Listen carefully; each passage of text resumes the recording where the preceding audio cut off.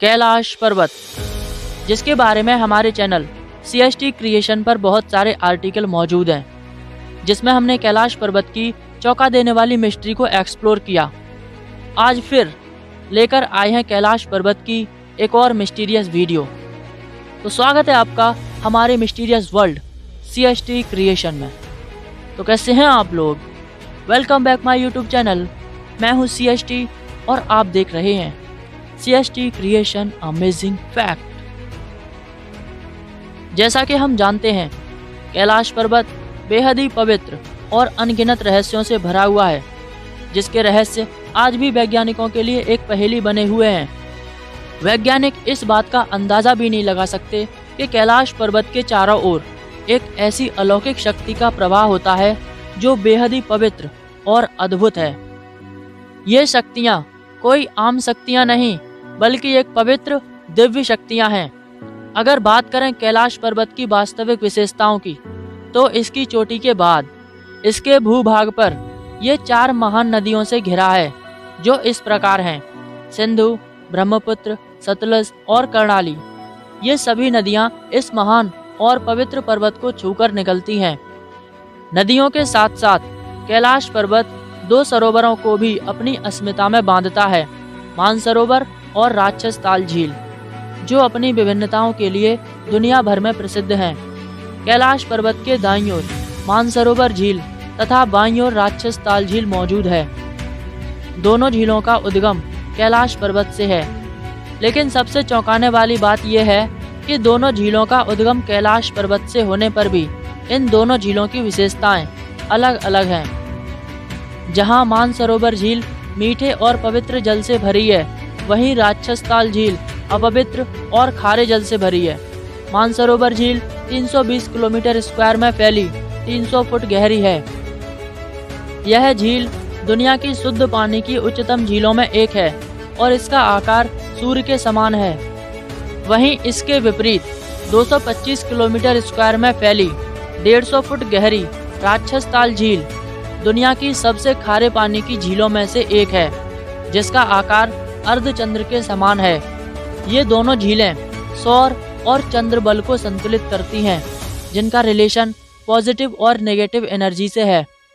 वैज्ञानिकों के अनुसार ये दोनों झीलें आज भी रहस्य बनी हुई हैं कि ये झीलें प्राकृतिक तौर पर निर्मित हुई हैं या फिर इन्हें ऐसा बनाया गया है। दरअसल पुराणों के अनुसार मानसरोवर झील की उत्पत्ति भागीरथ की तपस्या से भगवान शिव के प्रसन्न होने से हुई। भगवान शिव द्वारा प्रकट किए गए जल के वेग से जो झील बनी थी, वो थी मानसरोवर झील। और एक मान्यता है कि कोई व्यक्ति मानसरोवर झील में एक बार डुबकी लगा ले तो वह रुद्रलोक पहुंच जाता है। पुराणों में इस झील को क्षीर सागर के नाम से भी जाना जाता है और ये माना जाता है कि मानसरोवर झील में ही माता पार्वती स्नान किया करती थी और आज भी करती हैं। शाक्त ग्रंथ के अनुसार देवी सती का दायां हाथ इसी स्थान पर गिरा था, जिससे इस झील का निर्माण हुआ। इसलिए यहाँ एक शिला में उनका रूप मानकर उनको पूजा जाता है। इसलिए इसे 51 शक्तिपीठों में से एक माना जाता है। जबकि राक्षस ताल झील, जो कैलाश पर्वत के दक्षिण में है, यह झील पवित्र मानसरोवर के इतने करीब होने के बावजूद भी हिंदुओं और बौद्ध धर्मियों के लिए अपवित्र मानी जाती है।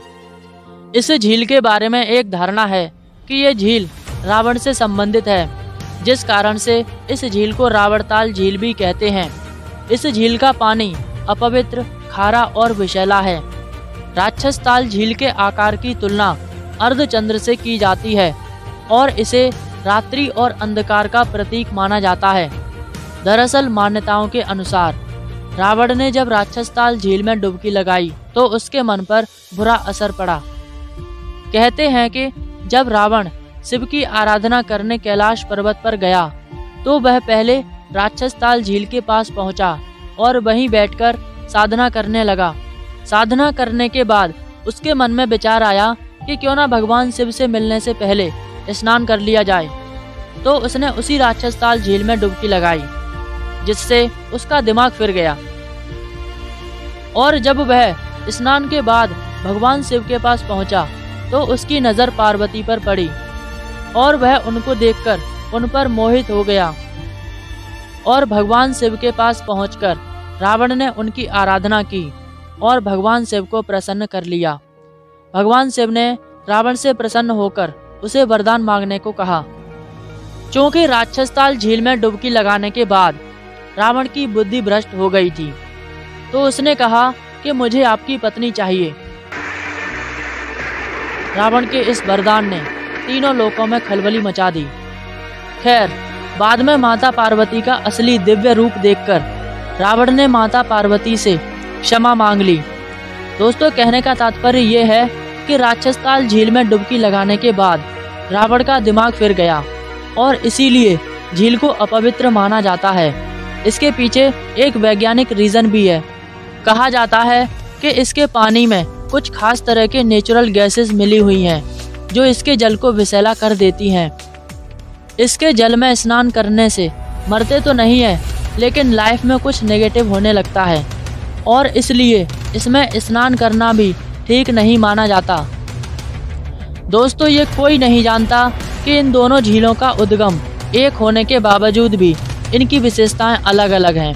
क्यों इन झीलों को पवित्र और अपवित्र जल से भरी मानते हैं? खैर, कैलाश पर्वत से निकलने वाली इन झीलों के बारे में आप क्या सोचते हैं? नीचे कमेंट में ज़रूर बताएं। तो मिलते हैं नेक्स्ट वीडियो में, तब तक के लिए good bye and take care.